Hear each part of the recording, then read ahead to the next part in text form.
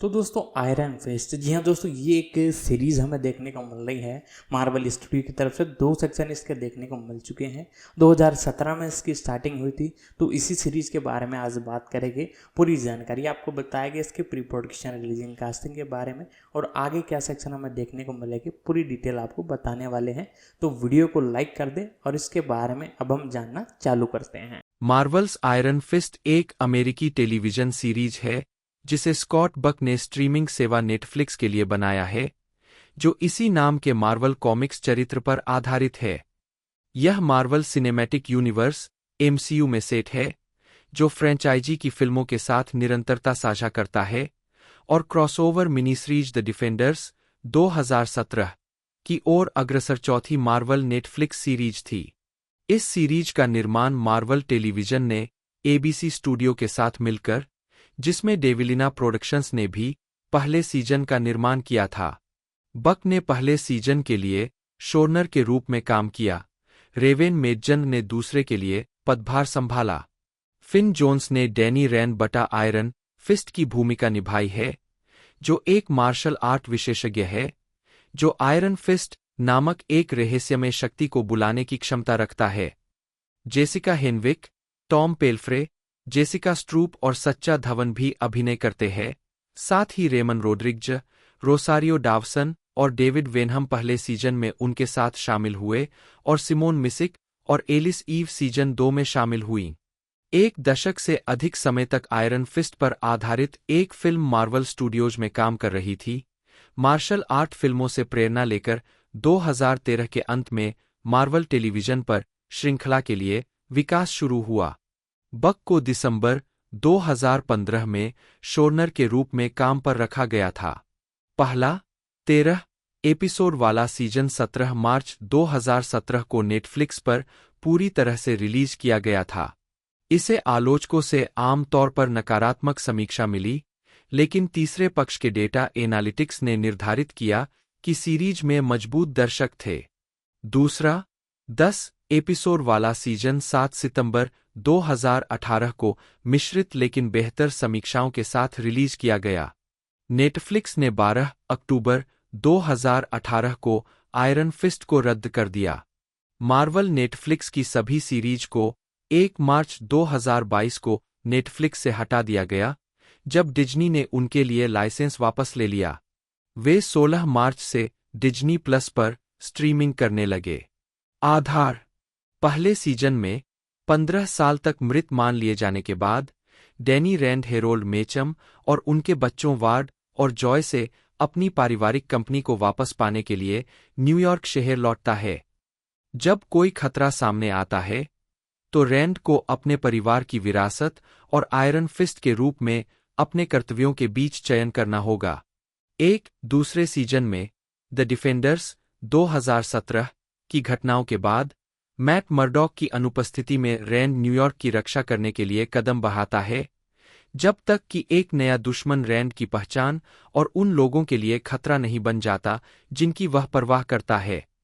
2 कलाकार और पात्र। मुख्य लेख: आयरन फिस्ट पात्रों की सूची।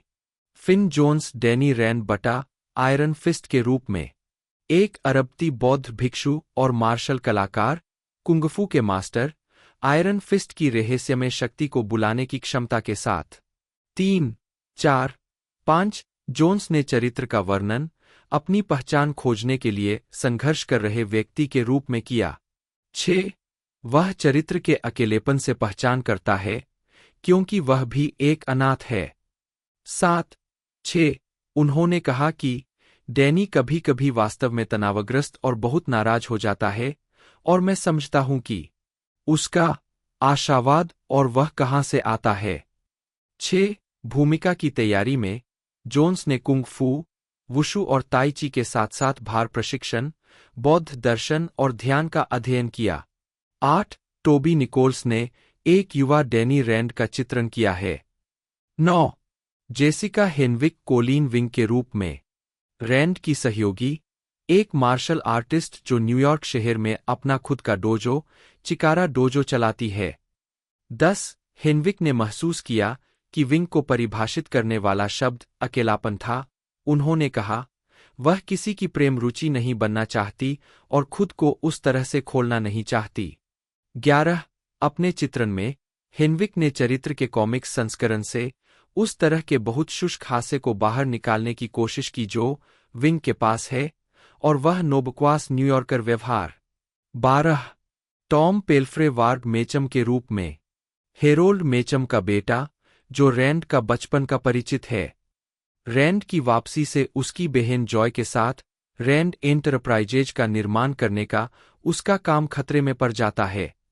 13 हालांकि वार्ड कॉमिक्स का एक पात्र है, पेल्फ्रे ने कहा, हम उसे सीरीज में ठीक उसी तरह प्रस्तुत करने के लिए बाध्य नहीं है जैसा वह कॉमिक बुक में दिखाई देता है।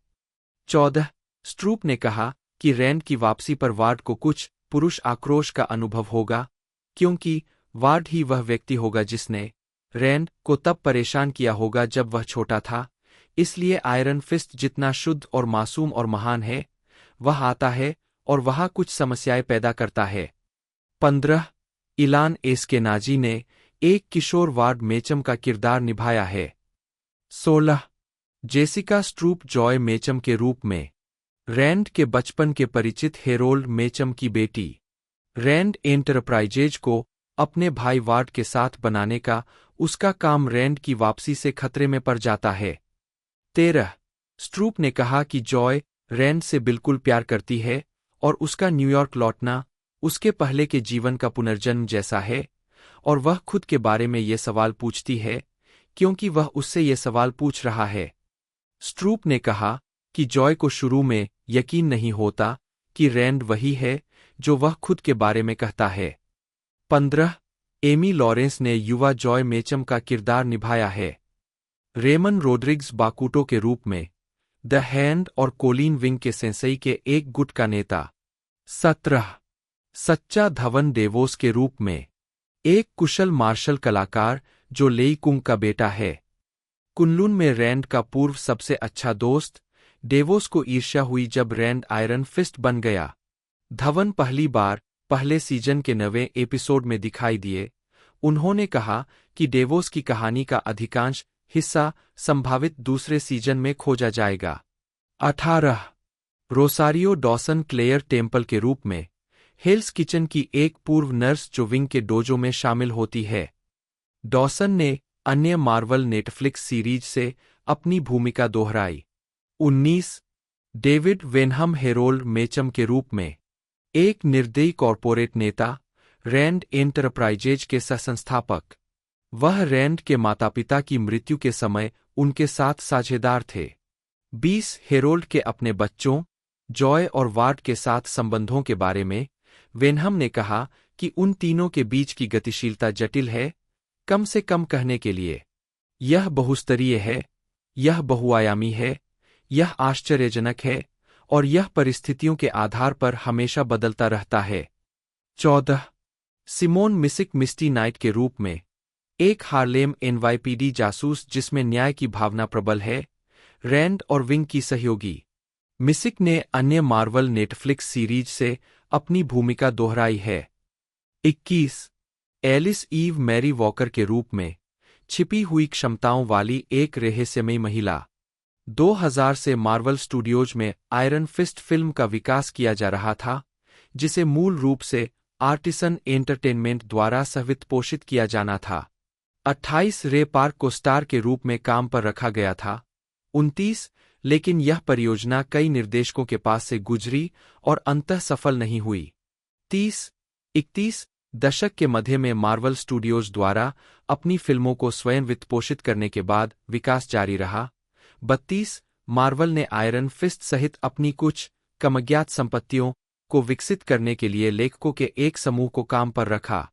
33 2010 में रिच विल्क्स को फिल्म के लिए एक नया मसौदा लिखने के लिए काम पर रखा गया था।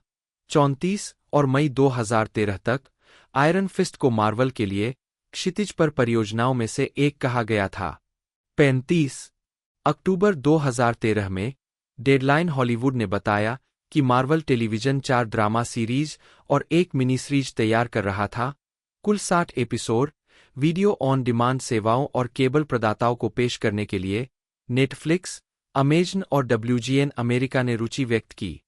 36 कुछ हफ्ते बाद मार्वल और डिज्नी ने घोषणा की कि मार्वल टेलीविजन और ABC स्टूडियो नेटफ्लिक्स को Iron Fist, Daredevil, Jessica Jones और ल्यूक केज पर केंद्रित लाइव एक्शन सीरीज प्रदान करेंगे, जो डिफेंडर्स पर आधारित एक मिनी सीरीज की ओर ले जाएगा। 37 अप्रैल 2015 में आधिकारिक शीर्षक मार्वल्स आयरन फिस्ट होने का खुलासा हुआ। 38 नवंबर में मार्वल टेलीविजन के प्रमुख और कार्यकारी निर्माता जेफ लोएब ने अपुष्ट अफवाहों को संबोधित किया कि मार्वल को अपनी जमीनी दुनिया में आयरन फिस्ट के रहस्यमय तत्वों को संतुलित करने में मुश्किल समय हो रहा। उन्होंने बताया कि मार्वल और नेटफ्लिक्स ने जानबूझकर आयरन फिस्ट की खबर को मार्वल की जेसिका जोन्स के प्रीमियर तक रोके रखा, ताकि आम दर्शकों के लिए काफी हद तक अनजान किरदार के इर्दगिर्द घूमने वाली सीरीज को सुर्खियां मिलें। लोएब ने वादा किया कि शोरनर की खबर आएगी। 39 और मार्वल ने घोषणा की कि स्कॉट बक 1 महीने बाद यह भूमिका निभाएंगे। 3 यह सीरीज मूल रूप से नेटफ्लिक्स की घोषित सीरीज की तीसरी होने का इरादा था, जो जेसिका जोन्स के बाद शुरू हुई, लेकिन ल्यूक केज के जेसिका जोन्स का ब्रेकआउट स्टार बनने के बाद इसे मार्वल के ल्यूक केज के साथ बदल दिया गया और मार्वल गति का पालन करना चाहता था। 40 John Dahl, Cindy Holland, Allie Goss, Alison Engel, Kris Henigman, Alan Fine, Stan Lee, Joe Quesada, Dan Buckley, Jim Chory, Loeb और बक सीरीज में कार्यकारी निर्माता के रूप में काम। बक की जगह सीजन के लिए नए शोरूमरनर के रूप में घोषणा की गई। लोएब को लगा कि मेजर का आयरन फिस्ट से जुड़ी सभी चीजों के प्रति प्यार और मार्शल आर्ट फिल्मों के बारे में उनका व्यापक ज्ञान उन्हें नए शोरूमरनर के लिए एकदम सही विकल्प बनाता है। 42 लिखना। बक ने कहा कि यह सीरीज पिछली मार्वल नेटफ्लिक्स सीरीज की तुलना में हल्की होगी, क्योंकि डैनी रैंड खुद एक बहुत हल्का किरदार है। वह एक ऐसा व्यक्ति है जिसके पास आशावाद और उम्मीद है, और चाहे कितनी भी मुश्किलें क्यों न हों, सब कुछ हमेशा ठीक ही होता है। 24 रैंड की शक्तियों की पहली बार खोज करने पर बक ने उन्हें सबसे बड़ी महाशक्तियां नहीं के रूप में वर्णित किया। वह बस इतना ही कर सकता है कि वह बहुत जोर से मुक्का मार सके। आप इसे कुछ तरीकों से इस्तेमाल कर सकते हैं, लेकिन उसके बाकी जीवन में यह वास्तव में उतना महत्वपूर्ण नहीं है। उसका सबसे बड़ा उपहार उसका मार्शल आर्ट कौशल है, और यह कुछ ऐसा है जिसके लिए उसने कष्ट सहे और काम किया। 43 लेखकों और निर्माताओं ने वैज्ञानिकों से चर्चा करने के लिए संपर्क किया कि वास्तविक दुनिया में किसी के पास संभावित रूप से उस प्रकार की सुपर ताकत कैसे हो सकती है। 44 लोएब ने श्रृंखला को मार्वल की मार्शल आर्ट फिल्मों में प्रवेश के रूप में वर्णित किया, और बक ने कहा कि कॉमिक्स श्रृंखला के लिए बस एक शुरुआती बिंदु था जो बहुत ही जमीनी और चरित्र चालित होगा। 7 जोन्स को लगा कि यह श्रृंखला वास्तव में एक नारीवादी टेलीविजन शो है, जिसमें महिला पात्रों को अविश्वसनीय रूप से मजबूत, अविश्वसनीय रूप से अद्वितीय कहा गया है, और वे वास्तव में उस दुनिया में पुरुषों को संभालती है। हमारे शो में सभी पुरुष टूट रहे हैं। उन्हें संभालने के लिए इन महिलाओं की जरूरत है। 12 पहले सीजन के प्रत्येक एपिसोड का नाम शाओलिन कुंग फू दृश्यों के नाम पर रखा गया है। 24-25 जबकि दूसरे सीजन में प्रत्येक एपिसोड का शीर्षक विभिन्न कॉमिक्स के अंक शीर्षक के नाम पर रखा गया है, जिसमें डैनी रैंड दिखाई दिए है। 26-27 ढलाई। आयरन फिस्ट के लिए कास्टिंग नवंबर 2015 में शुरू हुई। 45 फरवरी 2016 में फिन जोन्स को डैनी रैंड बटा आयरन फिस्ट के रूप में कास्ट किया गया। 4 लेकिन मार्च तक मार्वल द्वारा आधिकारिक तौर पर पुष्टि नहीं की गई। 5 जोन्स की कास्टिंग पर बक ने कहा, हमने उसे देखा और मुझे लगता है कि हम सभी को तुरंत पता चल गया कि यह हमारा आदमी है। वह बस जरूरत पड़ने पर और कभी-कभी एक साथ चरित्र के युवा आशावाद और बदमाश रवैये को प्रदर्शित करने में सक्षम लग रहा था, इसलिए वह चरित्र को जीवंत करने में बहुत सक्षम और लचीला था। 45 अप्रैल तक Jessica Henwick, David Wenham, Jessica Stroup और टॉम पेल्फ्रे को क्रमशः Colleen Wing, 10 Harold Meachum, 20 Joy Meachum और वार्ड मेचम के रूप में कास्ट किया गया था। 13 और जून तक सच्चा धवन को डेवोस के रूप में कास्ट किया गया था, हालांकि मार्च 2017 तक उन्हें भूमिका में होने का खुलासा नहीं किया गया था। 18 अक्टूबर 2016 में यह पता चला था कि रोसारियो डावसन पिछली मार्वल नेटफ्लिक्स श्रृंखला से क्लेयर टेम्पल की अपनी भूमिका को फिर से निभाएंगी। 19 रेमन रोड्रिग्ज भी बाकुटो के रूप में अभिनय करते हैं। 17 जोन्स, हेनविक, पेल्फ्रे, स्ट्रूप और धवन दूसरे सीजन में अपनी भूमिकाएं दोहराते हैं। 22 उनके साथ सिमोन मिसिक मिस्टी नाइट के रूप में शामिल है, जो पिछली मार्वल नेटफ्लिक्स सीरीज से अपनी भूमिका दोहरा रही है। 21 और एलिस ईव मैरी वॉकर के रूप में। 22, 23 डिजाइन। चूंकि नेटफ्लिक्स अपनी किसी भी मूल श्रृंखला के लिए ग्राहक दर्शकों की संख्या का खुलासा नहीं करता है, मार्वल टेलीविजन में मूल प्रोग्रामिंग के वरिष्ठ उपाध्यक्ष करीम जरीक ने अगस्त 2017 में आयरन फिस्ट के लिए कुछ दर्शक जनसांख्यिकी प्रदान की, यह देखते हुए कि श्रृंखला ने मुख्य रूप से युवा दर्शकों को आकर्षित किया है। 76 इसके अलावा महीने में नेटफ्लिक्स ने मार्वल नेटफ्लिक्स श्रृंखला के लिए देखने के पैटर्न जारी किए।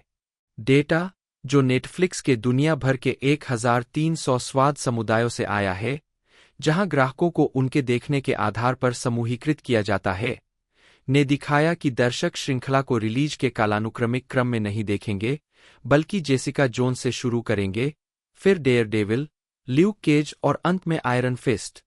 नेटफ्लिक्स के डेटा से यह भी पता चला कि ल्यूक केज देखने वाला दर्शक सबसे अधिक बार आयरन फिस्ट देखने चला जाता है, जबकि 13 रीजन भाई, लव और द 100 जैसी कमिंग ऑफ टेल्स वाली अन्य सीरीज ने दर्शकों को आयरन फिस्ट देखने के लिए प्रेरित किया। 77 अक्टूबर 2018 में उपभोक्ता अंतर्दृष्टि कंपनी क्रिम्सन हेक्सागन ने डेटा जारी किया, जिसने श्रृंखला के लिए सोशल मीडिया चर्चा की जांच की ताकि इसे संभावित दर्शकों के साथ सहसंबंधित करने का प्रयास किया जा सके।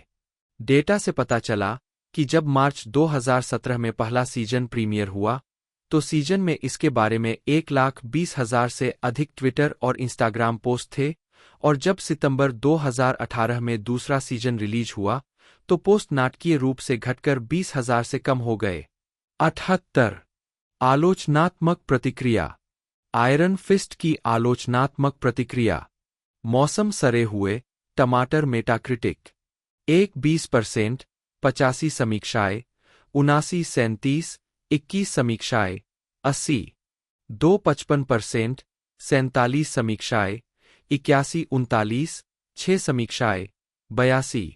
समीक्षा एकत्रीकरण वेबसाइट रॉटन टोमाटोज ने बताया कि पहले सीजन को 85 समीक्षाओं के आधार पर 20% अनुमोदन रेटिंग मिली है, जिसकी औसत रेटिंग 4.210 है। वेबसाइट की आलोचनात्मक सहमति कहती है, कुछ आशाजनक क्षणों के बावजूद आयरन फिस्ट गति और मौलिकता की अनुपस्थिति से कमजोर है। 79 मेटाक्रिटिक, जो भारित औसत का उपयोग करता है, ने 21 आलोचकों की समीक्षाओं के आधार पर 100 में से 37 का स्कोर दिया, जो आम तौर पर प्रतिकूल समीक्षा दर्शाता है।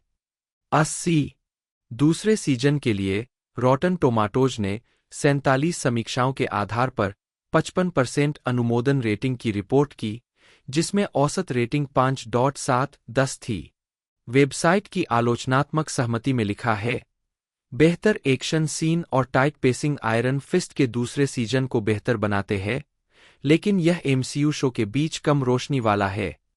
81 7 सितंबर 2018 को रॉटन टोमाटोज ने घोषणा की कि आयरन फिस्ट में पहले और दूसरे सीजन के बीच अनुमोदन रेटिंग में सबसे बड़ी वृद्धि हुई थी, जो उस समय 33% बढ़ गई थी। 83 मेटाक्रिटिक ने 6 आलोचकों की समीक्षाओं के आधार पर 100 में से 39 का स्कोर दिया, जो आम तौर पर प्रतिकूल समीक्षा दर्शाता है। 82 पुरस्कार। आयरन फिस्ट को 44वें सैटर्न अवार्ड्स में सर्वश्रेष्ठ न्यू मीडिया सुपरहीरो सीरीज की श्रेणी में नामांकित किया गया था। 84 इस सीरीज को 2019 गोल्डन ट्रेलर अवार्ड्स में सीरीज के लिए सर्वश्रेष्ठ original score, TV spot, trailer, teaser के लिए नामांकन मिला। 85, 86 रद्दीकरण और भविष्य।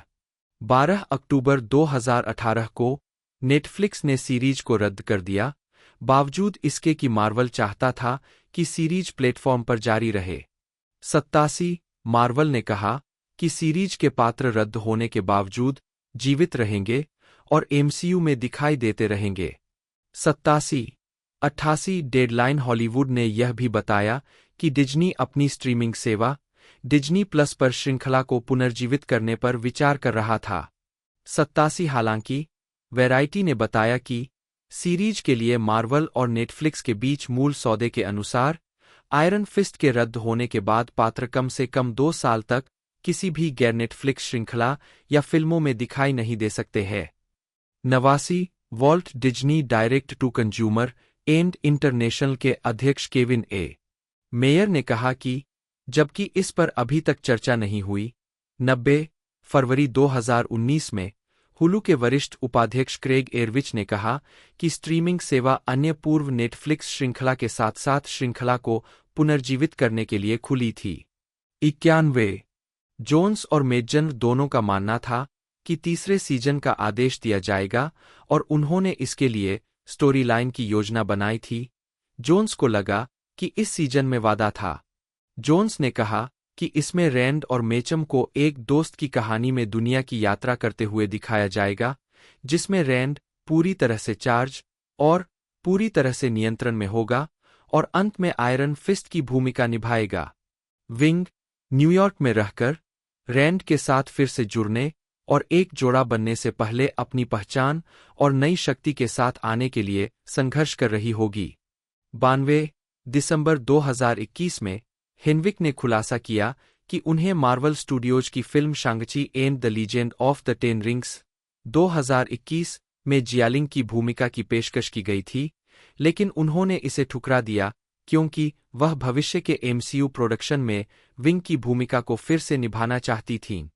93 जनवरी 2024 में रिलीज होने वाली इको में चार्ली कॉक्स के डेयरडेविल के रूप में दिखने से पहले मार्वल स्टूडियोज के स्ट्रीमिंग प्रमुख ब्रैड विंडरबाम ने स्वीकार किया कि मार्वल स्टूडियोज पहले इस बात को लेकर थोड़ा सा सतर्क था कि उनकी सीक्रेट टाइमलाइन का क्या हिस्सा था, यह देखते हुए कि मार्वल स्टूडियोज ने जो बनाया और मार्वल टेलीविजन ने जो बनाया उसके बीच कॉर्पोरेट विभाजन कैसे था। उन्होंने आगे कहा कि जैसे जैसे समय बीतता गया, मार्वल स्टूडियोज ने यह देखना शुरू कर दिया है कि मार्वल टेलीविजन की कहानियां कितनी अच्छी तरह एकीकृत है और व्यक्तिगत रूप से यह कहने में विश्वास महसूस किया कि डेयरडेविल विशेष रूप से सीक्रेट टाइमलाइन का हिस्सा था। 94 इको की रिलीज के साथ सभी नेटफ्लिक्स सीरीज को पूर्वव्यापी रूप से एमसीयू डिज्नी प्लस टाइमलाइन में जोड़ा गया। 95 96 डिज्नी प्लस टाइमलाइन के अपडेट ने सीरीज को सीजन के हिसाब से विभाजित कर दिया, जिसमें आयरन फिस्ट्स के दूसरे सीजन को डॉक्टर स्ट्रेंज 2016 और थॉर रग्नारोक 2017 के बीच रखा गया। 97 नोट्स स्टेफनी मसलेंस्की आयरन फिस्ट के लिए कॉस्ट्यूम डिजाइनर है। पिछली मार्वल नेटफ्लिक्स सीरीज के लिए उन्होंने यही भूमिका निभाई थी। 46 मसलेंस्की ने कहा कि अन्य मार्वल नेटफ्लिक्स सीरीज की तुलना में सीरीज में एक अंतर यह था कि इसमें पड़ोस में समय बिताया गया था, अधिक समृद्ध पड़ोस, मिडटाउन, अपर ईस्ट साइड, उस तरह की चीज की तुलना में डेयरडेविल के लिए हेल्स किचन और ल्यूक केज के लिए जेसिका जोन्स और हार्लेम। इस प्रकार रैंड अन्य नायकों की तुलना में अधिक सूट पहनता है और श्रृंखला में उसके द्वारा की गई लड़ाई की मात्रा को देखते हुए सूट के लचीलेपन को बढ़ाने के लिए अच्छी मात्रा में स्पेंडेक्स जोड़ा गया था। 47 भिक्षु वेशभूषा और रैंड की योद्धा पोशाक असली शाओलिन योद्धा भिक्षु वेशभूषा पर आधारित थी। फिल्माने श्रृंखला के लिए फिल्मांकन न्यूयॉर्क शहर में होता है। 49 साउंड स्टेज के काम के अलावा 50 मैनुअल बिल्टर ने जेसिका जोन्स और ल्यूक केज के सीजन के लिए ऐसा ही करने के बाद पहले सीजन के लिए फोटोग्राफी के निदेशक के रूप में काम किया। 51 और ब्रेट चैन पहले सीजन में श्रृंखला के स्टंट समन्वयक और दूसरी इकाई के निर्देशक थे। 2452 पहले सीजन को हाई डायनेमिक रेंज HDR में फिल्माया गया था, जिसके बारे में बिल्टर ने कहा कि इसने उनके काम में सीखने की अवस्था को जोड़ा, जिससे उन्हें यह सोचने पर मजबूर होना पड़ा कि वह कुछ दृश्यों को कैसे शूट करेंगे। 44 दूसरे सीजन के लिए नील्स अल्परट ने फोटोग्राफी के निदेशक के रूप में काम किया। 53 जबकि क्लेटन बार्बर ने फाइट कोऑर्डिनेटर का पदभार संभाला। 54 संगीत अक्टूबर 2016 के अंत में ट्रेवर मॉरिस को पहले सीजन के लिए संगीत तैयार करने का पता चला था। 55 पहले सीजन के लिए मॉरिस के स्कोर की विशेषता वाला एक साउंडट्रैक एल्बम मार्वल द्वारा डिजिटल रूप से 17 मार्च 2017 को जारी किया गया था, जो सीजन की रिलीज के साथ मेल खाता था। 56 रॉबर्ट लिडेकर ने दूसरे सीजन के लिए स्कोर तैयार किया। 57 Marvel Cinematic Universe tie ins Iron Fist Marvel की डेयरडेविल, जेसिका जोन्स और ल्यूक केज के बाद क्रमबद्ध नेटफ्लिक्स सीरीज की चौथी है, जो मिनी सीरीज द डिफेंडर्स की ओर ले जाती है। 40 58 59 नवंबर 2013 में डिज्नी के CEO बॉब इगर ने कहा कि यदि पात्र नेटफ्लिक्स पर लोकप्रिय साबित होते हैं, यह काफी संभव है कि वे फीचर फिल्में बन सकते हैं। 60 जिसे सारंडोस ने जुलाई 2015 में दोहराया। 61 अगस्त 2014 में डेयरडेविल में विल्सन फिस्क के किरदार विंसेंट डीनफ्रियो ने कहा कि नेटफ्लिक्स के साथ सीरीज के सामान के बाद मार्वल के पास शाखा खोलने की एक बड़ी योजना है। 62 मार्च 2015 में लोएब ने MCU फिल्मों और ABC टेलीविजन श्रृंखला के साथ श्रृंखला के क्रॉसओवर की क्षमता पर बात करते हुए कहा, यह सब एक ही ब्रह्मांड में मौजूद है। जैसा कि यह अब है, उसी तरह से जैसे हमारी फिल्में आत्मनिर्भर रूप से शुरू हुई और फिर जब तक हम एवेंजर्स तक पहुंचे, कैप्टन अमेरिका के लिए थोर 2 में थोड़ा क्रॉसओवर करना और ब्रूस बैनर के लिए आयरन मैन 3 के अंत में दिखाई देना अधिक व्यावहारिक हो गया। हमें इसे अर्जित करना होगा। दर्शकों को यह समझने की जरूरत है कि ये सभी पात्र कौन है और दुनिया क्या है, इससे पहले कि आप इस बात के संदर्भ में सहमिलना शुरू करें कि यह कहा जा रही है। 63 विपणन शो के तीखे लहजे को देखते हुए डिज्नी कंज्यूमर प्रोडक्ट्स ने ज्यादा वयस्क दर्शकों को ध्यान में रखते हुए उत्पादों की एक छोटी लाइन बनाई। डिज्नी कंज्यूमर प्रोडक्ट्स के लिए मार्वल लाइसेंसिंग के वरिष्ठ उपाध्यक्ष पॉल गिटर ने बताया कि मार्केटिंग का फोकस युवाओं की तुलना में बड़े किशोरों और वयस्कों पर ज्यादा होगा, जिसमें हॉट टॉपिक जैसे आउटलेट पर उत्पाद होंगे। इसके अतिरिक्त सीरीज का समर्थन करने के लिए मार्वल नाइट्स मर्चेंडाइज प्रोग्राम बनाया गया, जो व्यक्तिगत उत्पाद लाइनों और कलेक्टर केंद्रित उत्पादों के लिए नए अवसर पैदा करता है। लाइसेंसिंग पार्टनर मार्वल के साथ जुड़ना चाहते थे, भले ही यह फिल्म न हो, इसकी पिछली सफलताओं को देखते हुए। 64 मुक्त करना स्ट्रीमिंग आयरन फिस्ट को स्ट्रीमिंग सेवा नेटफ्लिक्स पर उन सभी क्षेत्रों में रिलीज किया गया जहां यह उपलब्ध है, एक अल्ट्रा HD 4K और HDR में। 65 प्रत्येक सीजन के एपिसोड को एक साथ रिलीज किया गया था, जैसा कि धारावाहिक प्रारूप के विपरीत बिंज वॉचिंग को प्रोत्साहित करने के लिए एक ऐसा प्रारूप जो अन्य नेटफ्लिक्स मूल श्रृंखलाओं के लिए सफल रहा है। 49-50 नेटफ्लिक्स ओरिजिनल के रूप में ब्रांडेड होने के बावजूद आयरन फिस्ट को डिज्नी से नेटफ्लिक्स को लाइसेंस दिया गया था। 66 1 मार्च 2022 को आयरन फिस्ट को अन्य मार्वल नेटफ्लिक्स सीरीज के साथ नेटफ्लिक्स से हटा दिया गया था, क्योंकि सीरीज के समाप्त होने के लिए नेटफ्लिक्स का लाइसेंस था और डिज्नी ने अधिकार वापस पा लिए थे। 67 डिज्नी ने सीरीज के वितरण अधिकारों को बनाए रखने के लिए नेटफ्लिक्स को एक बड़ा लाइसेंस शुल्क नहीं देने का विकल्प चुना। 68 और इसके बजाय घोषणा की कि सभी सीरीज 16 मार्च को संयुक्त राज्य America, Canada, United kingdom, Ireland, Australia और न्यूजीलैंड में डिज्नी प्लस पर उपलब्ध कराई जाएंगी और 2022 के अंत तक डिज्नी प्लस के अन्य बाजारों में भी उपलब्ध होंगी। 69 70 संयुक्त राज्य अमेरिका में श्रृंखला की अधिक परिपक्व सामग्री को जोड़ने की अनुमति देने के लिए सेवा में संशोधित अभिभावकीय नियंत्रण पेश किए गए थे, इसी तरह के नियंत्रण जो पहले से ही अन्य क्षेत्रों के लिए मौजूद है, जिनमें स्टार सामग्री केंद्र है। एलिस सोफिया ईव, जन्म 6 फरवरी 1982, एक ब्रिटिश अभिनेत्री है। अभिनेता ट्रेवर ईव और शेरोन मॉघन की बेटी, उन्होंने अपने करियर की शुरुआत हॉकिंग और स्टेज ब्यूटी, दोनों 2004 फिल्मों में सहायक भूमिकाओं से की थी। उनकी अन्य क्रेडिट में Starter for 10, 2006, She's Out of My League, 2010, Men in Black 3, 2012, Star Trek Into Darkness, 2013, Before We Go, 2014, Please Stand By, 2017, Replicas, 2018 और बॉम्बशेल, 2019 शामिल है। टेलीविजन पर उन्होंने HBO के एंटोरेज, 2011, मार्वल के आयरन फिस्ट, 2018 और अमेजन प्राइम के द पावर, 2023 में आवर्ती भूमिकाएं निभाई है। प्रारंभिक जीवन। ईव का जन्म लंदन में हुआ था। वे अभिनेता ट्रेवर ईव और शेरोन मॉघन की बेटी है। 3 वह अंग्रेजी, आयरिश और वेल्श वंश की है। 4-5 वह बेडल स्कूल 3 और मोर हाउस स्कूल गई, फिर लंदन के वेस्टमिंस्टर स्कूल में A-लेवल की पढ़ाई की। अपने गैप ईयर के दौरान उन्होंने बेवरली हिल्स प्लेहाउस में अध्ययन किया और फिर सेंट कैथरीन कॉलेज, ऑक्सफोर्ड में अंग्रेजी पढ़ी। ऑक्सफोर्ड में वह The Importance of Being Earnest, Animal Crackers, जो एडिनबर्ग फेस्टिवल फ्रिंज में दौरा किया, और सीन्स फ्रॉम एन एग्जीक्यूशन के छात्र प्रस्तुतियों में दिखाई दीं। 3 आजीविका। ईव BBC के the Rotter's club, Agatha Christie के पोयरोट और हॉकिंग 6 जैसे टेलीविजन ड्रामा में दिखाई दी है और ड्रामा फिल्म स्टेज ब्यूटी 2004 में अभिनय किया है।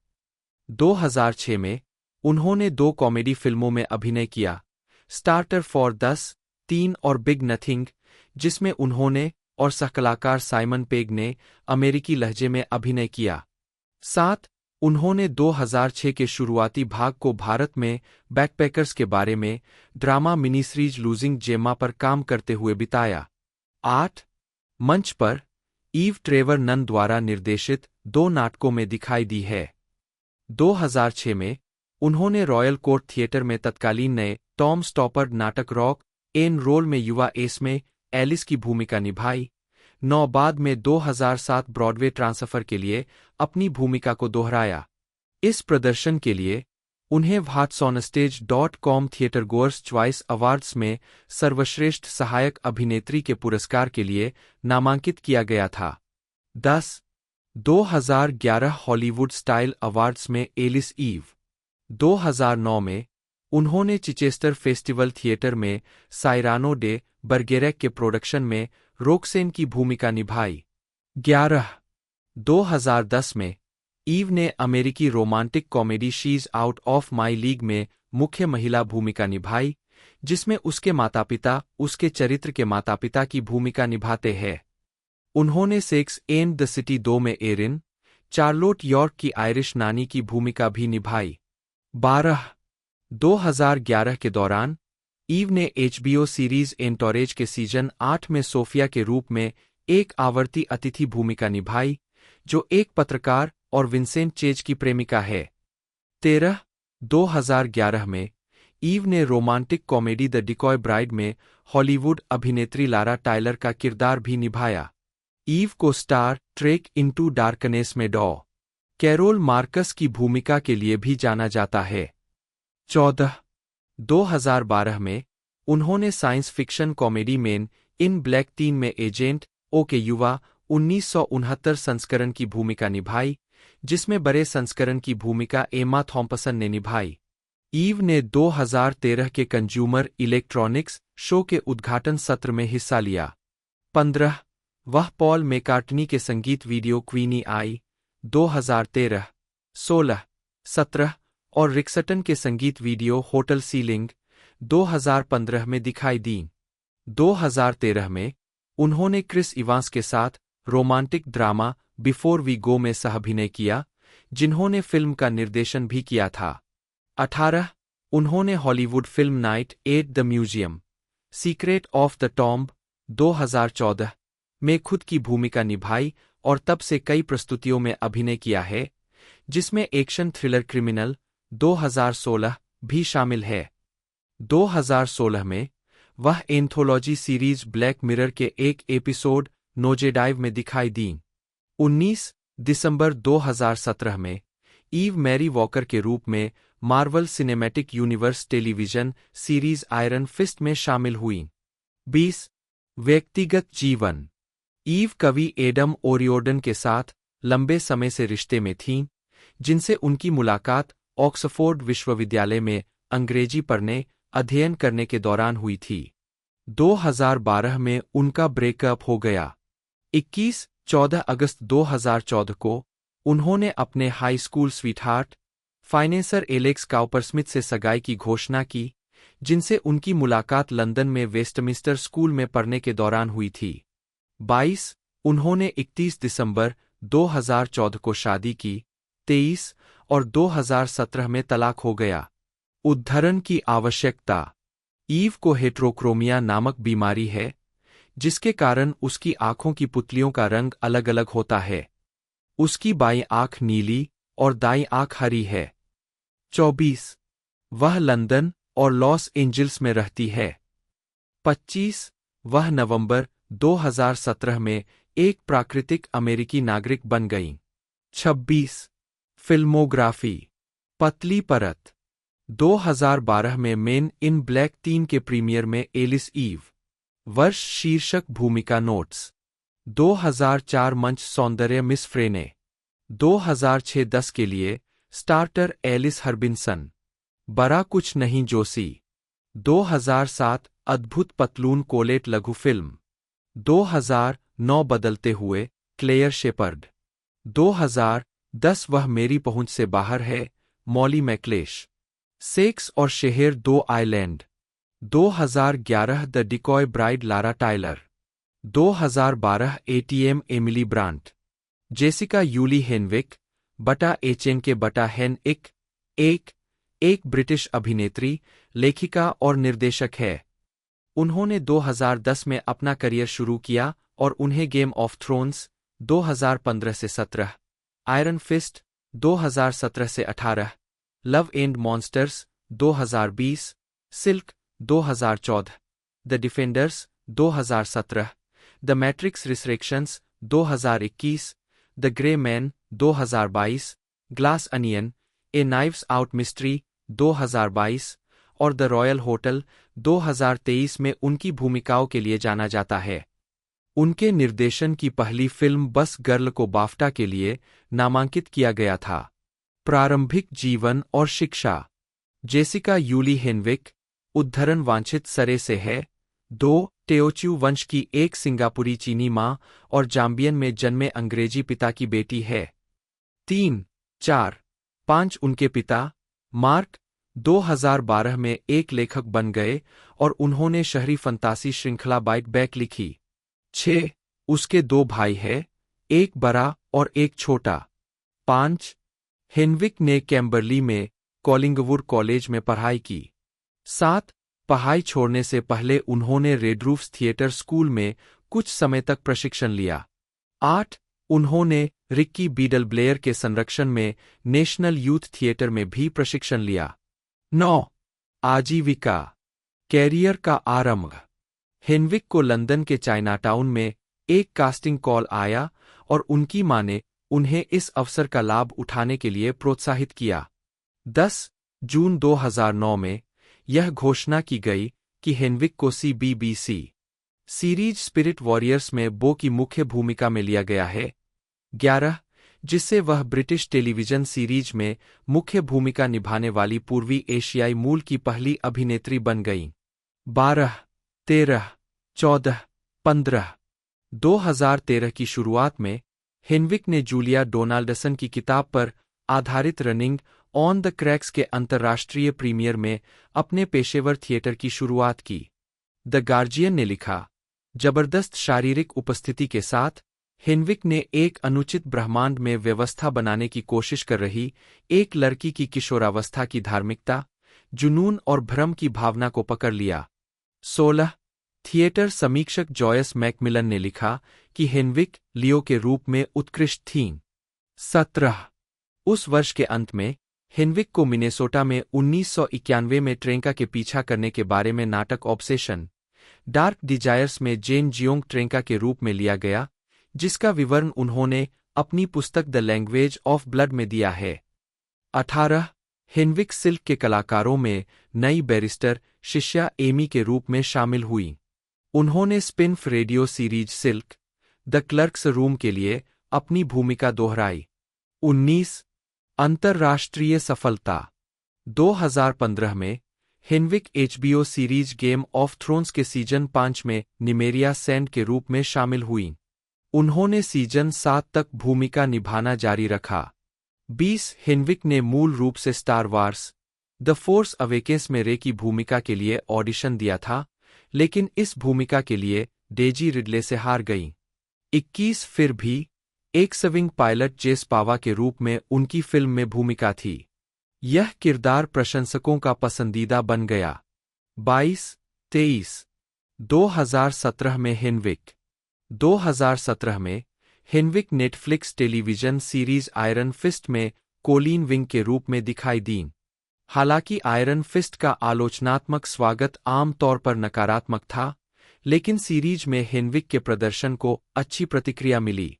24 उन्होंने सीरीज द डिफेंडर्स के लिए भूमिका दोहराई, साथ ही ल्यूक केज के दूसरे सीजन में भी। 25 2017 के अंत में हिन्विक को वैरायटी के टॉप ब्रेकआउट स्टार्स में से एक के रूप में सूचीबद्ध किया गया था। 26 2018 में हिन्विक को गॉडजिला बनाम कांग में कास्ट किया गया था।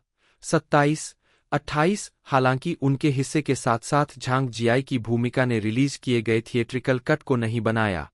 29 2020 में हिन्विक ने Fox science fiction thriller Underwater 30 और फिल्मों लव एंड मॉन्स्टर्स और सोफिया कोपोला की ऑन द रॉक्स में सहअभिनय किया। 31 उसी वर्ष उन्हें द हॉलीवुड रिपोर्टर के राइजिंग स्टार्स 32 में से एक के रूप में सूचीबद्ध किया गया था और न्यूपोर्ट बीच फिल्म फेस्टिवल में ब्रिट टू वॉच अवार्ड जीता था। 33 अगले वर्ष उन्होंने द मैट्रिक्स रिसरेक्शंस में अभिनय किया। आईजीएन ने हिन्विक को रिसरेक्शंस का सबसे अच्छा हिस्सा कहा। 34 जबकि डेडलाइन हॉलीवुड ने कहा कि वह फिल्म को देखने लायक बनाती है। 35 उन्हें फिल्म उद्योग में सबसे उत्कृष्ट एशियाई उपलब्धियों के लिए गोल्ड लिस्ट ऑनर्स में सर्वश्रेष्ठ सहायक अभिनेत्री के लिए नामांकित किया गया और जीता। 36 2022 में हिन्विक अब तक की सबसे ज्यादा देखी जाने वाली नेटफ्लिक्स फिल्मों में से दो में थीं, द ग्रे मैन और glass onion a knives out mystery. 37 उन्होंने अपनी लघु फिल्म बस गर्ल का निर्देशन किया, जिसे ग्लास अनियन के फिल्मांकन से ब्रेक के दौरान पूरी तरह से स्मार्टफोन पर शूट किया गया था। इसे सर्वश्रेष्ठ लघु फिल्म के लिए बाफ्टा पुरस्कार के लिए नामांकित किया गया था। 38-39 2023 में हिन्विक किट्टी ग्रीन द्वारा निर्देशित द रॉयल होटल के कलाकारों में शामिल हो गईं। 40-41 उनके प्रदर्शन की अच्छी समीक्षा की गई। 42-43 हॉलीवुड रिपोर्टर ने उन्हें शानदार कहा। 44 फिल्म को रॉटन टोमाटोज पर 89% स्कोर प्राप्त हुआ। 45 2024 में हिन्विक हंटर शेफर के साथ कुक्कू में दिखाई दीं। 46 उनके प्रदर्शन के लिए उन्हें अमेरिकी सांकेतिक भाषा सीखने की आवश्यकता थी। 47 उस वर्ष उन्होंने एनिमेटेड सीरीज ब्लर ऑफ जियूस के दूसरे सीजन में भी अपनी भूमिका दोहराई। 48 लिखना 2020 में यह घोषणा की गई कि अमेजन ने नैन्सी वू डन इट को चुना है, जो एक युवा वयस्क श्रृंखला है जिसे हिन्विक ने सह लिखा था। 49 एमू फिल्म्स के साथ उनकी एक मिनी सीरीज विकास में है।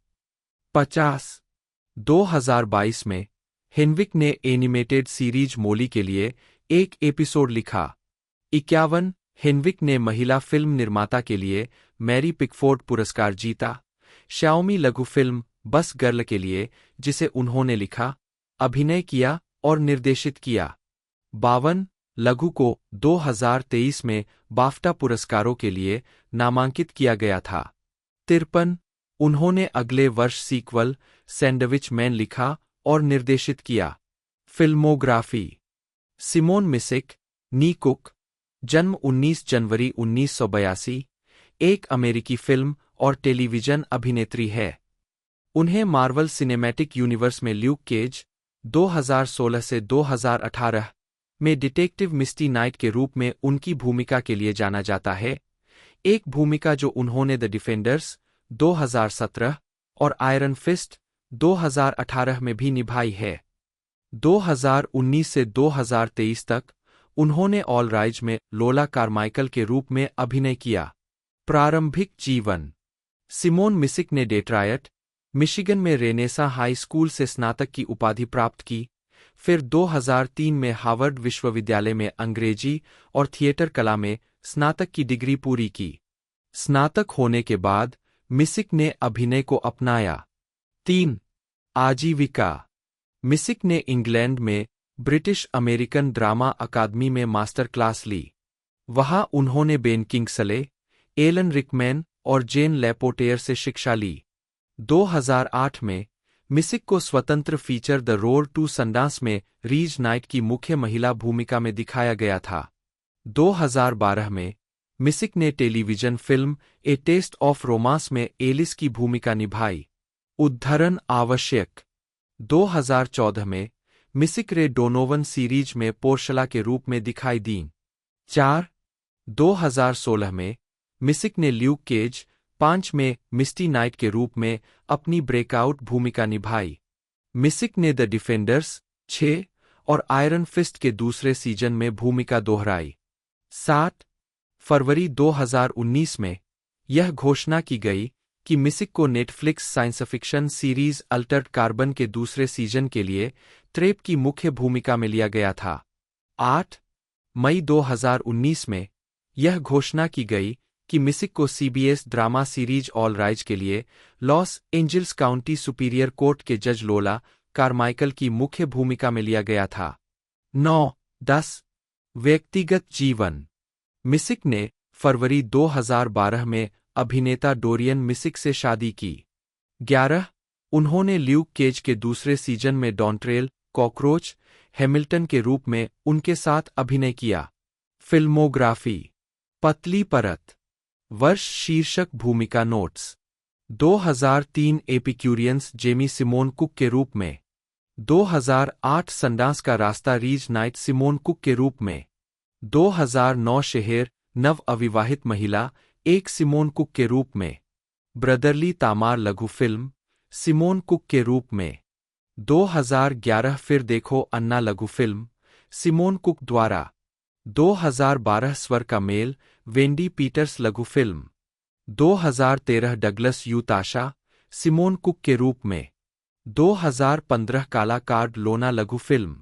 2016 द बिग चॉप क्रिस वयस्क लघु फिल्म। 2018 gene Z. 2019 सच लैनी कूपर।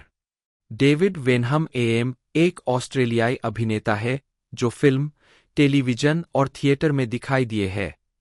उन्हें the lord of the rings film trilogy में फरामिर, वैन हेल्सिंग और Van Helsing, the London assignment में फ्रायर कार्ल 300 और इसके sequel 300, rise of an empire में Dilios, top of the lake में Al Parker, pirates of the Caribbean, dead men tell no tales में lieutenant John Scarfield और Elvis में एंक snow के रूप में उनकी भूमिकाओं के लिए जाना जाता है। उन्हें अपने मूल ऑस्ट्रेलिया में सीचेंज में डाइवर डैन और लेस नॉर्टन में प्राइस गैलिस के रूप में उनकी भूमिका के लिए जाना जाता है। प्रारंभिक जीवन वेनहम की 5 बड़ी बहनें हैं, हेलेन, एनी, कार्मेल, कैथरीन और मैरी, और एक बड़ा भाई, पीटर। उनका पालन पोषण रोमन कैथोलिक धर्म में हुआ और उन्होंने Christian Brothers high school, Lewisham, Sydney में शिक्षा प्राप्त की। 1-2 आजीविका 1987 में bachelor of arts, performing arts के साथ वेस्टर्न सिडनी विश्वविद्यालय में थिएटर नेपियन से स्नातक होने के बाद वेनहम ने एक अभिनेता के रूप में अपना करियर शुरू किया। 3. वेनहम के टेलीविजन क्रेडिट में कई टेलीफिल्म्स शामिल है, जैसे कि 1997 की सिमोन डी बेवॉयर की बेबीज में उनकी AFI पुरस्कार विजेता भूमिका और ABC टेलीविजन श्रृंखला सीचेंज के 1998 और 1999 के सीजन में बाहरी रूप से शांत लेकिन बेहद रहस्यमय गोताखोर डैन डेला बोस्का की उनकी भूमिका। गोताखोर डैन के रूप में उनकी भूमिका ने अभिनेता को एक सेक्स प्रतीक जैसा बना दिया है, हालांकि वह खुद को इस तरह से सोचना पसंद नहीं करते हैं। 4. और उन्हें ऑस्ट्रेलिया का सबसे सेक्सी जीवित पुरुष चुना गया है। 5. कलाकार एडम कुलेन द्वारा वेनहम के एक चित्र ने। वेनहम ने जिन ऑस्ट्रेलियाई फिल्मों में अभिनय किया है उनमें द बॉयज 1998 शामिल है, जो इसी नाम के नाटक पर आधारित है, जिसका प्रीमियर ग्रिफिन थिएटर कंपनी में हुआ था और जो अनीता कॉबी की हत्या पर आधारित है। मोलोकाई 1999, जो फादर डेमियन के जीवन पर आधारित है। The bank 2001, getting square 2003, stiff 2004, the brush off 2004 और $3 2005।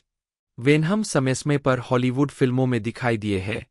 उन्हें न्यू लाइन सिनेमा की the lord of the rings, the two towers और the lord of the rings, the return of the king में डेनेथोर टू के बेटे फरामिर की भूमिका निभाने के लिए जाना जाता है। 2011 में ऑरेंजेस एंड सनशाइन के प्रीमियर पर वेनहम वे वैन हेल्सिंग में ह्यू जैकमैन के सहायक फ्रायर कार्ल की भूमिका निभाते हुए देखे गए थे। उनका किरदार डिलियोस 2007 की फिल्म 300 में दिखाया गया और उसमें दिखाया गया। उन्होंने 2014 की अगली कड़ी 300 राइज ऑफ एन एम्पायर और video game 300 March two glory for Sony PlayStation portable में डिलियोस की अपनी भूमिका को दोहराया, जिसमें काफी मात्रा में नए संवाद शामिल है। विदेशी फिल्मों में वेनहम की छोटी भूमिकाओं में द क्रोकोडाइल हंटर में एक पार्क रेंजर के रूप में और मॉलिन रूज में ऑड्रे के रूप में संक्षिप्त भूमिकाएं शामिल है। वेनहम एलेक्स लॉयड के एकल ब्रांड न्यू डे के संगीत वीडियो में अभिनय करते हैं।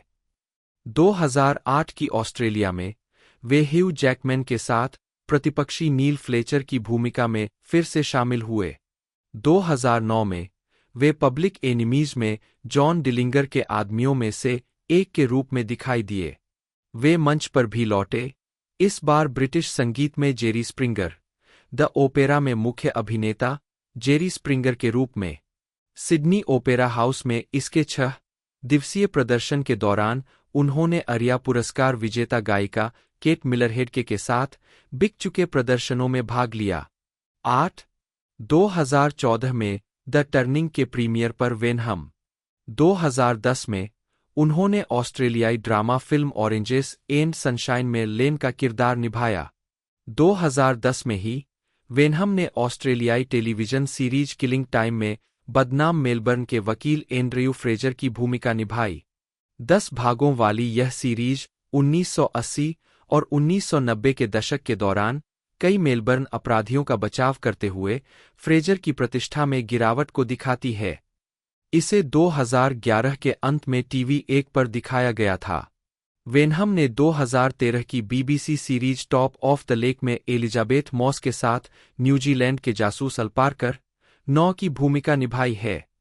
2013 में वेनहम ने मेलबर्न थिएटर कंपनी के आर्थर मिलर के द क्रूसिबल के मध्यवर्षीय उत्पादन में जॉन प्रॉक्टर की मुख्य भूमिका निभाने के लिए मंच पर वापसी की।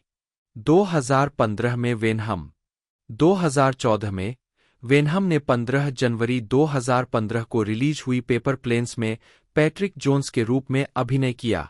उसी वर्ष वेनहम ने ब्लिंकी बिल द मूवी में जैको नामक एक फ्रिलनेक छिपकली की भूमिका निभाई। 2016 में वेनहम ने लायन में सरू ब्रियरली के दत्तक पिता जॉन की भूमिका निभाई। वेनहम ने नेटफ्लिक्स की मूल टेलीविजन सीरीज आयरन फिस्ट में खलनायक हेरोल्ड मेचम की भूमिका निभाई, जिसका प्रीमियर मार्च 2017 में हुआ था। 10. 2018 में वेनहम ने पीटर रैबिट में जॉनी टाउन माउस की आवाज निभाई। एक भूमिका जिसे उन्होंने 2021 की अगली कड़ी पीटर रैबिट 2 द रनवे में दोहराया। 2020 में यह घोषणा की गई कि वेनहम को आगामी Netflix thriller series pieces of her में जैस्पर क्वेलर के रूप में लिया गया था, जिसे इसी नाम के करिन स्लॉटर उपन्यास से रूपांतरित किया गया है। 2022 में वेनहम ने निर्देशक बाज लुहरमन के साथ फिर से काम किया और जीवनी फिल्म एल्विस में देश के गायक हैंक स्नो की भूमिका निभाई। वेनहम और उनकी दीर्घकालिक साथी अभिनेत्री केट एग्न्यू 2012 आक्टा पुरस्कार समारोह में नवंबर 2022 में वेनहम ने एक क्रिसमस कैरल के निर्माण में स्क्रूज की भूमिका निभाई। उनके प्रदर्शन की प्रशंसा स्क्रूज को आघातग्रस्त दिखाने के लिए की गई। 12 उन्हें 2023 ऑस्ट्रेलिया दिवस सम्मान में ऑर्डर ऑफ ऑस्ट्रेलिया का सदस्य नियुक्त किया गया। Mini series occult crimes task force का सहनिर्माण और सहलेखन किया। 18 कॉमिक को बढ़ावा देने के लिए वह 2007 के सैन डिएगो कॉमिक कॉन में थीं। उन्होंने 2007 में Quentin Tarantino throwback film death proof में पूर्व रेंट एलुमना ट्रेसी थॉम्स के साथ सह अभिनय किया, जो Tarantino Robert Rodriguez double feature Grindhouse का हिस्सा था। उन्होंने दोस्त टालिया लुगासी के साथ डिसेंट का निर्माण और अभिनय किया, जिनसे उनकी मुलाकात ली स्ट्रेसबर्ग अकादमी में हुई थी। 2008 में डॉसन ने विल स्मिथ के साथ 7 पाउंड्स और स्टीवन स्पीलबर्ग द्वारा निर्मित ईगल आई में अभिनय किया। अगस्त की शुरुआत में उन्होंने online science fiction series Gemini division में अभिनय किया। एनिमेटेड सीरीज आफ्टर वर्ल्ड में उन्होंने ऑफिसर डेलोंड्रे बेनेस की आवाज दी। 17 जनवरी 2009 को डॉसन ने सैटरडे नाइट लाइव की मेजबानी की। बाद में वर्ष में उन्होंने एनिमेटेड फिल्म वंडर वुमन में बानामिग्डाल की आर्टेमिस की आवाज दी। 2009 में डॉसन ने द पीपल स्पीक में अभिनय किया, जो एक वृत्तचित्र फीचर फिल्म है जो इतिहासकार हॉवर्ड जिन के a people's history of the United States पर आधारित रोजमर्रा के अमेरिकियों के पत्रों, डायरियों और भाषणों के नाटकीय और संगीतमय प्रदर्शनों का उपयोग करती है। 2009 में डॉसन ने रॉब जोम्बी की animated feature the haunted world of El Superbeasto में वेलवेट वॉन ब्लैक के चरित्र को भी आवाज दी। Kasabian album West Ryder Pauper Lunatic Asylum के लिए उन्हें West Ryder silver bullet track पर गाते हुए दिखाया गया है। 2010 में उन्होंने Percy Jackson and the Olympians, the lightning thief में परसेफोन और अनस्टॉपेबल में रेलवे यार्डमास्टर कोनी हूपर के रूप में अभिनय किया। 2013 में वह स्वतंत्र फिल्म गिम्मी शेल्टर में दिखाई दीं। अगले वर्ष उन्होंने Sin City a dame to kill for में गेल के रूप में अपनी भूमिका दोहराई। 2015 में उन्होंने नेटफ्लिक्स वेब टेलीविजन श्रृंखला डेयर डेविल में क्लेयर टेम्पल की भूमिका निभाई, एक भूमिका जिसे उन्होंने जेसिका जोन्स और ल्यूक केज में दोहराया। 23 डॉसन की समानता का उपयोग जेसिका जोन्स टाई-इन कॉमिक में दोनों शो में उनके चरित्र के रूप में भी किया गया था। डॉसन ने 2017 में आयरन फिस्ट और द डिफेंडर्स में इस भूमिका को जारी रखा है। 23 वह 2014 में टॉप 5 में दिखाई दी, जिसके लिए उन्हें कॉमेडी में सर्वश्रेष्ठ अभिनेत्री के लिए क्रिटिक्स चॉइस मूवी अवार्ड के लिए नामांकित किया गया था, और 2018 में उन्होंने फिल्म क्रिस्टल में मुख्य भूमिका निभाई। 2020 में उन्हें डिज्नी प्लस पर द मैंडलोरियन के दूसरे सीजन में स्टार वार्स के चरित्र अहसोका तानो के रूप में लिया गया और the book of Boba Fett 24 और स्पिन ऑफ मिनी सीरीज अहसोका में भूमिका को दोहराया गया। 2022 में उन्होंने क्लर्क्स 3 2022 के लिए बेकी के रूप में अपनी भूमिका को दोहराया। रोसारियो इसाबेल डॉसन 2 जन्म 9 मई 1979 3 एक अमेरिकी अभिनेत्री है। उन्होंने 1995 के स्वतंत्र नाटक किड्स में अपनी फीचर फिल्म की शुरुआत की। उनकी बाद की फिल्म भूमिकाओं में he got game 1998, Josie and the Pussycats 2001, men in black 2 2002, the rundown 2003, rent 2005, Sin City 2005, clerk 2 2006, death proof 2007, 7 pounds 2008, Percy Jackson and the Olympians, the lightning thief 2010, unstoppable 2010, zookeeper 2011, trance 2013, top 5 2014, Zombieland, double tap 2019 और clerk 3 2022 शामिल है।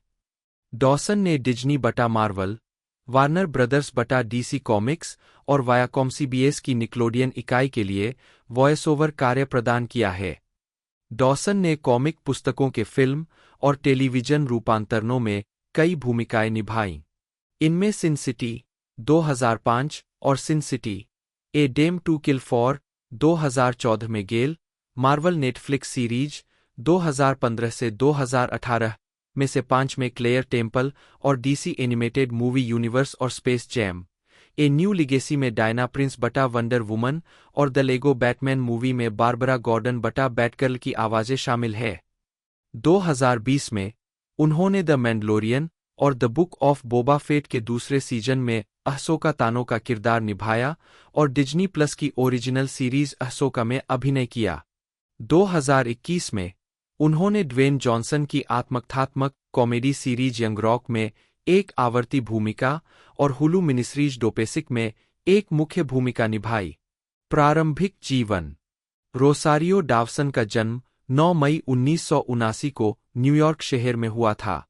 उनकी मां Isabelle Celeste Puerto Rican, ताइनो, Cuba और अफ्रीकी वंश की है। 4 रोसारियो के जन्म के समय इसाबेल 17 साल की थीं। उन्होंने रोसारियो के जैविक पिता पैट्रिक सी. हैरिस से कभी शादी नहीं की। 5 जब डावसन 1 साल का था, तब इसाबेल ने एक निर्माण श्रमिक ग्रेग डावसन से शादी कर ली। 4 इसाबेल और ग्रेग एक किफ़ायती आवास योजना के सदस्यों के रूप में स्वीकृत होने के बाद ईस्ट 13वीं स्ट्रीट पर एक पुनर्निर्मित इमारत में चले गए। बाद में परिवार गारलैंड, टेक्सास चला गया। 6 आजीविका। एक बच्चे के रूप में डॉसन ने सेसम स्ट्रीट पर एक संक्षिप्त उपस्थिति दर्ज की। 15 साल की उम्र में उन्हें फोटोग्राफर लैरी क्लार्क और हार्मनी कोरीन ने उनके सामने के बरामदे की सीढ़ी पर खोजा। कोरीन ने फैसला किया कि वह विवादास्पद 1995 की फिल्म किड्स के लिए उनके द्वारा लिखे गए पटकथा के हिस्से के लिए एकदम सही थीं। उन्होंने स्वतंत्र फिल्मों और ब्लॉकबस्टर्स जैसे कि हे got game, main in black 2 और रेंट में विभिन्न भूमिकाओं में अभिनय किया। 7, 8, 9, 10, 11 मार्च 2009 में प्रथम स्ट्रीमी अवार्ड्स में डॉसन। 1998 में डॉसन ने प्रिंस के सिंगल 1999 इंच के रीमिक्स संस्करण के लिए एक परिचयात्मक वॉइस ओवर प्रदान किया। 12 वॉइस ओवर नई सहस्राब्दी से पहले अगले से आखिरी साल में दुनिया की स्थिति पर एक टिप्पणी थी। 13 अगले वर्ष वह एल्बम सरेंडर के गीत आउट ऑफ कंट्रोल के लिए द केमिकल ब्रदर्स के वीडियो में दिखाई दीं।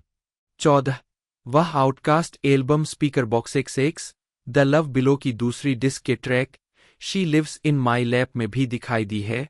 15 जिसमें वह परिचय और अंत की ओर एक संक्षिप्त अंतराल बोलती है। 2001 में वह फिल्म जोसी एंड द पुसीकैट्स में बैंड सदस्य वैलेरी ब्राउन के रूप में दिखाई दी और एथन हॉक की पहली निर्देशित फिल्म चेल्सी वाल्स में भी भूमिका निभाई। डॉसन ने स्पाइक ली ड्रामा 25वें ओवर 2002 में एडवर्ड नॉर्टन के साथ अभिनय किया। 2004 की ओलिवर स्टोन की फिल्म अलेक्जेंडर में उन्होंने अलेक्जेंडर द ग्रेट की पत्नी रोक्साना की भूमिका निभाई। 2005 में डॉसन ने पब्लिक थिएटर के शेक्सपियर इन द पार्क में जूलिया के रूप में अपनी स्टेज डेब्यू 16 की, जो 2 जेंटलमैन ऑफ वेरोना का पुनरुद्धार था। 17 2005 में लोकप्रिय संगीत में रेंट के फिल्म रूपांतरण में उन्होंने विदेशी नर्तकी मिमी मार्केज की भूमिका निभाई, जिसमें डैफ्नी रूबिनवेगा की जगह ली, जो गर्भवती थीं और भूमिका निभाने में असमर्थ थीं। रेंट में अपनी भूमिका के लिए डॉसन ने मोशन पिक्चर में सर्वश्रेष्ठ सहायक अभिनेत्री के लिए सैटेलाइट अवार्ड जीता। वह रॉबर्ट रोड्रिग्ज और फ्रैंक मिलर द्वारा सहनिर्देशित ग्राफिक उपन्यास सिन सिटी के रूपांतरण में भी दिखाई दी, जिसमें उन्होंने गेल नामक एक वेश्या डोमिनेट्रिक्स की भूमिका निभाई। उसी वर्ष वह रॉब जोम्बी की फिल्म द डेविल्स रिजेक्ट्स में एक हटाए गए दृश्य में भी दिखाई दीं। यह दृश्य डीवीडी रिलीज पर हटाए गए दृश्यों में शामिल किया गया था। 2011 के कान फिल्म महोत्सव में डॉसन। उन्होंने क्लर्क्स 2, 2006 में बेकी की भूमिका निभाई। बैक टू द वेल में श्रृंखला के निर्माण के बारे में वृत्तचित्र। उन्होंने कहा कि गधा शो अनुक्रम ने उन्हें भूमिका लेने का फैसला करने के लिए प्रेरित किया। उसी वर्ष मई में डॉसन ने कॉमिक बुक राजनीति मई 2016 में ईस्ट लॉस एंजल्स में बर्नी सैंडर्स की रैली में डॉसन को 2004 में राष्ट्रपति जॉर्ज डब्ल्यू बुश के खिलाफ विरोध प्रदर्शन करते समय गिरफ्तार किया गया था। 25 डॉसन ने 2012 में बराक ओबामा के पुनर्निर्वाचन के लिए उनका समर्थन किया था। 26 और 2016 के डेमोक्रेटिक पार्टी प्राइमरी में डेमोक्रेटिक नामांकन के लिए बर्नी सैंडर्स का समर्थन किया था। 27-15 अप्रैल 2016 को डॉसन वाशिंगटन डीसी में डेमोक्रेसी स्प्रिंग के दौरान गिरफ्तार किए गए प्रदर्शनकारियों में से एक थे। 28 2019 के मध्य में डॉसन ने 2020 के राष्ट्रपति चुनाव में अपने प्रेमी कोरी बुकर का समर्थन किया। बुकर ने 13 जनवरी 2020 को राष्ट्रपति पद के लिए अपना अभियान समाप्त कर दिया। 29-30 अगर वह संयुक्त राज्य अमेरिका की पहली महिला बन जाती तो डॉसन ने कहा कि वह युवा बेघरों के समाधान की वकालत करती। 9 मार्च 2020 को डॉसन ने बर्नी सैंडर्स के राष्ट्रपति अभियान का समर्थन किया, जिसका उन्होंने पहले 2016 की बोली में भी समर्थन किया था।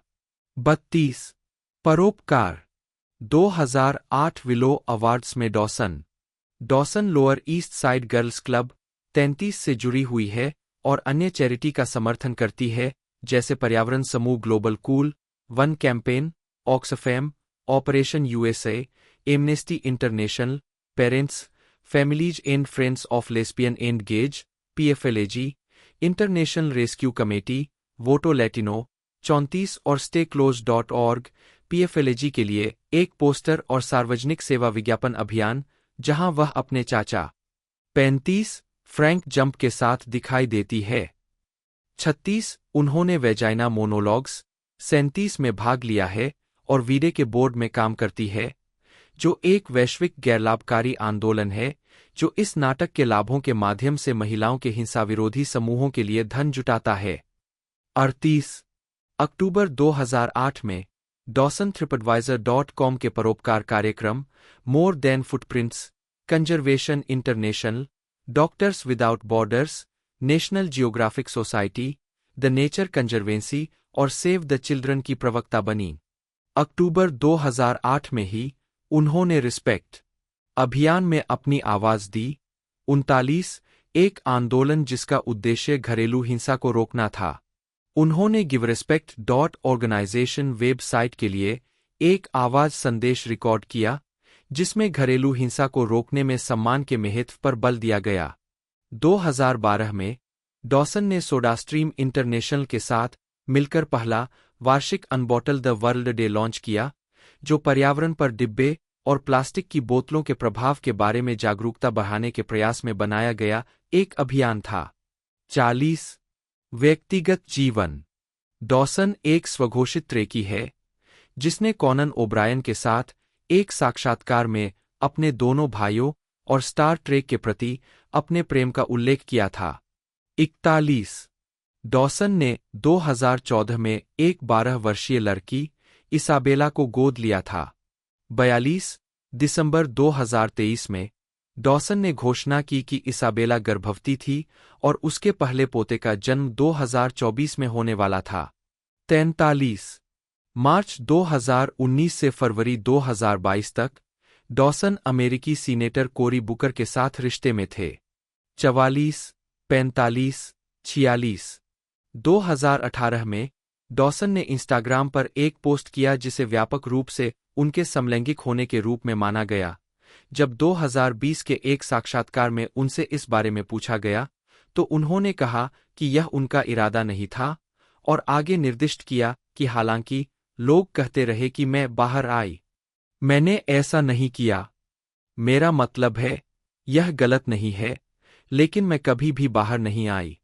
मेरा मतलब है, मुझे लगता है कि मैं अब हूं।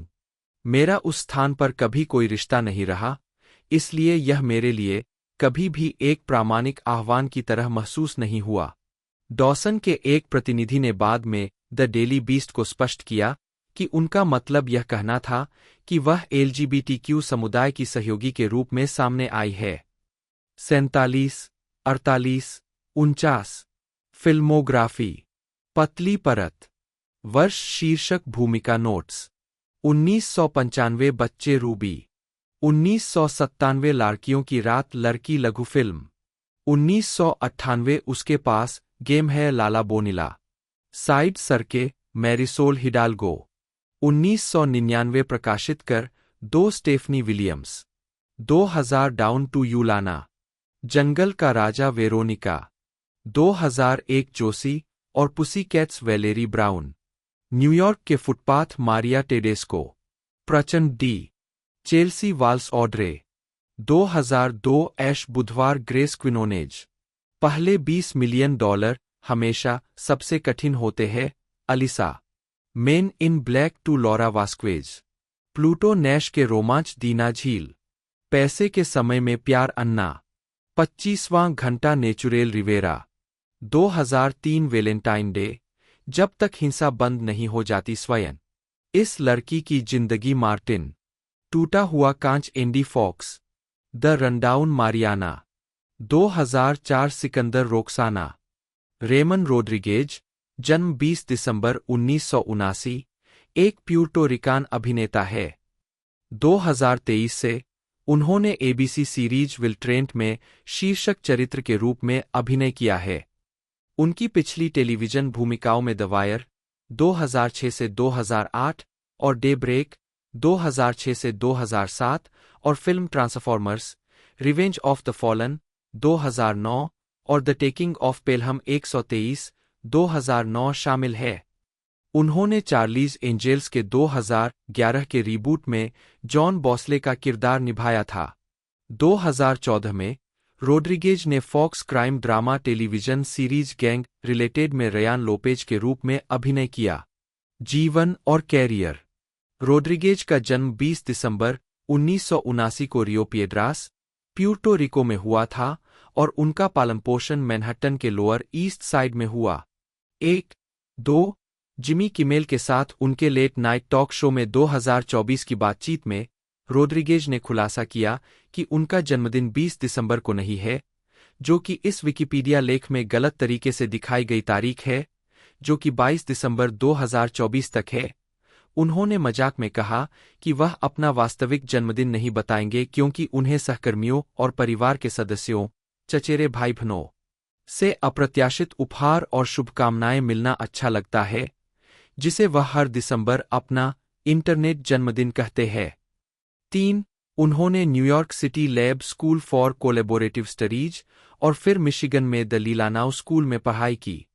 रॉड्रिग्ज ने अपने करियर की शुरुआत 2005 में direct to video film Carlito's way rise to power में एंजेल रोड्रिग्ज की भूमिका और रेस्क्यू मी के 2 एपिसोड में केविन वास्क्वेज की आवर्ती भूमिका के साथ की थी।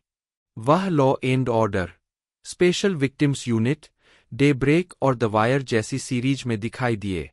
वह Bella 2006, pride and glory 2008, surfer dude 2008, the taking of Pelham 123 2009 और transformers revenge of the fallen 2009 फिल्मों में भी दिखाई दिए हैं। रॉड्रिग्ज को 2011 में चार्लीज एंजेल्स के टेलीविजन रीबूट के लिए जॉन बॉस्ले के रूप में लिया गया था। 5, 6, 4 एपिसोड प्रसारित होने के बाद श्रृंखला रद्द कर दी गई थी। 7, 2013 में उन्होंने Fox crime drama series Gang Related में मुख्य भूमिका निभाई, जिसमें उन्होंने रयान लोपेज का किरदार निभाया, जो एक क्राइम लॉर्ड का दत्तक पुत्र है, जो लॉस एंजिल्स पुलिस विभाग में घुसपैठ करता है ताकि उसका परिवार कानून से आगे रह सके। 8. यह सीरीज 2014 में शुरू हुई थी, लेकिन एक सीजन के बाद अंततः रद्द कर दी गई थी। 9. इसके बाद रॉड्रिग्ज ने action film need for speed में आरोन पॉल के साथ जो बीस्टी पेक के रूप में सहअभिनय किया।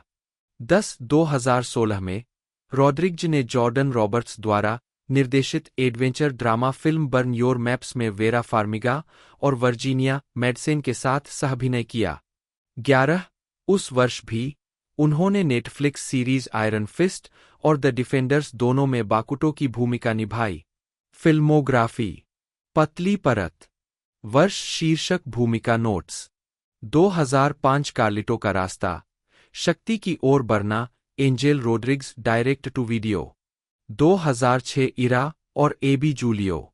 बेला एडुआर्डो। 2008 सर्फर, दोस्त लूपे ला रोजा, गौरव और महिमा एंजेल टेजो। 2009 पेलहम पर कब्जा, 123 Delgado. Transformers revenge of the fallen Leo Spitz नामांकित फिल्म में सर्वश्रेष्ठ अभिनेता के लिए अल्मा पुरस्कार। 2010 हार्लेम हॉस्टल इच्छा। 2011 लड़ाई, लॉस एंजिल्स विलियम मार्टिनेज। 2014 गति की जरूरत जो बीस्टी पेक। 2016 अपने मानचित्र जलाए बट प्यार। 2017 मेगन लीवे मैट मोरालेस। 2020 एकमात्र इवान जॉर्ज। 2022 लाला लल्ला लोरी John. 2025 G-20 agent Manny Ruiz डाक उत्पादन। टेलीविजन। वर्ष शीर्षक भूमिका नोट्स। 2005 मुझे बचाओ केविन वास्क्वेज 2 एपिसोड। 2006 कानून और व्यवस्था, विशेष पीड़ित इकाई डीजे मैनी एपिसोड। संक्रमित। दोस्तों सेक्शनों की बात की जाए तो 2 सेक्शन देखने को मिल चुके हैं। एपिसोड की बात की जाए तो 23 एपिसोड हमें देखने को मिल चुके हैं। टोटल बेहतरीन इसकी एक तरह से लेंथ की बात की जाए तो 40 से लेकर 60 मिनट के बीच में एपिसोडों की लेंथ थी। बाकी इसके 2 सेक्शन आ चुके हैं, बाकी आगे कंटिन्यूशन नहीं किया गया है। बाकी मैंने पूरी जानकारी आपको बता दी है और इसकी स्टोरी एक्सप्लेनेशन भी मैंने आपको बता दी है। यदि वीडियो अच्छी लगी हो तो वीडियो को लाइक कीजिएगा, चैनल को सब्सक्राइब कीजिएगा और भी किसी मार्वल स्टोरी की किसी सीरीज या मूवी के बारे में जानना हो तो कमेंट जरूर से कीजिएगा। मिलते हैं दोस्तों अगले वीडियो में।